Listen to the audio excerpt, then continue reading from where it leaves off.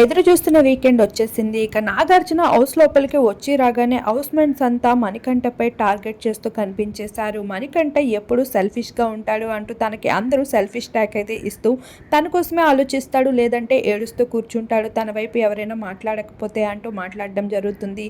ఈ విషయంపై నాగార్జున అయితే ఏంటి బాబు ఇంకా నీకు ఏడవడానికి టిష్యూస్ ఏమైనా కావాలా అంటూ టిష్యూస్ అని తెచ్చి ఎదురుగా పెడతారు. ఇక ఎంత ఏడుస్తావో ఏడవటమే కదా నీ ఆట, దానికి మించి ఇంకేం చేస్తున్నావు అంటూ మణికంఠకి ఇచ్చి పడేస్తారు.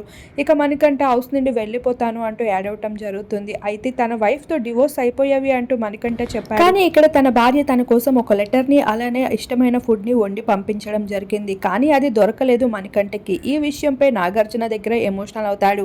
నాకు నా భార్య ఏం పంపిందో చూడాలని ఉంది బిగ్ బాస్, దయచేసి నాకు చూపించండి. అలానే నా భార్య ఇండియా ఎలా వచ్చింది, ఎందుకు వచ్చిందో కూడా నాకు తెలుసుకోవాలని ఉంది అంటూ కన్నీళ్లు పెట్టుకుంటాడు. వాటన్నిటికీ టైం ఉంది, నీకు అవన్నీ చూపిస్తాము, అన్నీ చెప్తాము అంటూ నాగార్జున చెప్పడంతో మణికంఠ మరింత తల పట్టుకుంటూ ఉంటాడు.